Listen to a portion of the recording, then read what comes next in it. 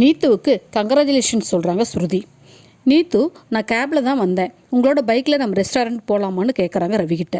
ரவியும் ஓகேன்னு சொல்லிட்டு அவங்க கூட போகிறாங்க. மேடம், நீங்கள் சாருக்கு ரொம்ப இடம் கொடுக்குறீங்க, பின்னால் வருத்தப்பட போகிறீங்கன்னு குமார் சொல்கிறார். அதுக்கு ஸ்ருதி அவரோட லிமிட் அவருக்கு தெரியும்னு சொல்கிறாங்க. ரோகிணியோட அம்மா வீட்டுக்கு வராங்க. அண்ணாமலையும் விஜயாவும் அவங்கள உட்கார சொல்கிறாங்க.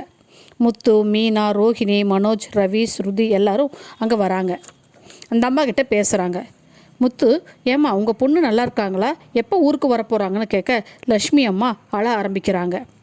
அவங்க அழறதை பார்த்து எல்லாரும், ஏம்மா அவங்களுக்கு உடம்பு சரியில்லையா, கிறிஷ் எங்கே, என்னாச்சுன்னு கேட்குறாங்க. இல்லை, என் பொண்ணு தான் சொல்லிட்டு அழறாங்க. ஏன், என்னாச்சு உங்கள் பொண்ணுக்கு அப்படின்னு கேட்க அவள் போயிட்டான்னு சொல்கிறாங்க லக்ஷ்மி அம்மா. எங்கே போயிட்டாங்கன்னு கேட்க, இந்த உலகத்தை விட்டே போயிட்டா, அவளுக்கு கார் ஆக்சிடெண்ட் ஆகி எங்களை தவிக்க விட்டுட்டு இறந்து போயிட்டான்னு லக்ஷ்மி அம்மா ஒரு வழியாக பொய்ய மெய்யா சொல்கிறாங்க.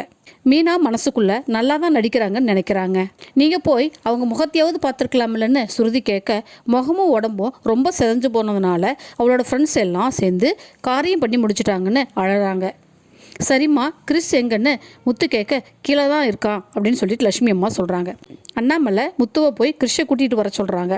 கிறிஷ் வந்து தாத்தான்னு அண்ணாமலையை கட்டி பிடிச்சிக்கிறான். கிறிஷ்கிட்ட அவங்க அம்மா சாமிக்கிட்ட போனதாக சொல்லிட்டேன்னு சொல்லிட்டு ரோஹிணியை பார்க்குறாங்க லக்ஷ்மி அம்மா. கிறிஷ் 2 நாளாக சாப்பிடலை, தூங்கலை, மீனா ஆண்டியை பார்க்கணுன்னு சொன்னான், அதை இங்கே கூட்டிகிட்டு வந்தேன்னு சொல்கிறாங்க. எனக்கு ஒரு உதவி பண்ணுங்க, நான் கிராமத்துக்கு போய் கொஞ்சம் நிலம் வீடு எல்லாத்தையும் விற்றுட்டு வந்துடுறேன், அது வரையிலும் நீங்கள் கிறிஷை பார்த்துக்க முடியுமான்னு கேட்குறாங்க. உடனே முத்து, அம்மா எங்கள் வீட்டில் விட்டுட்டு போங்க, நானும் மீனாவும் பார்த்துக்குறோம் அப்படின்னு சொல்கிறாங்க. அண்ணாமலையும் எங்ககிட்டயே இருக்கட்டும், நீங்கள் போய் உங்கள் வேலையை முடிச்சுட்டு பொறுமையாக வாங்க, அப்புறம் பார்த்துக்கலாம் எல்லான்னு சொல்கிறாங்க.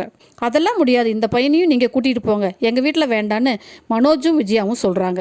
அண்ணாமலை விஜயாவை கொஞ்சமாவது மனுஷத்தன்மையோடு நடந்துக்க, அந்த சின்ன பையன் நம்ம வீட்டில் இருக்கட்டும், அம்மா நீங்கள் போயிட்டு உங்கள் வேலையை முடிச்சுட்டு வாங்கன்னு சொல்லி லக்ஷ்மி அம்மாவை வழி அனுப்பி வைக்கிறாங்க நம்ம அண்ணாமலை.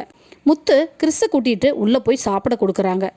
விஜயா ரோஹிணி கிட்ட, அந்த பையனெல்லாம் நம்ம வீட்டில் வச்சுருக்க வேண்டாம், நான் பார்வதி வீட்டுக்கு கிளம்பி போகிறேன், நீ அங்கே வா, நம்ம பேசலான்னு சொல்லிட்டு பேக் எடுத்துகிட்டு கிளம்புறாங்க. ஓகே ஃப்ரெண்ட்ஸ், என் சேனலை சப்ஸ்கிரைப் பண்ணுங்கள். தேங்க்யூ.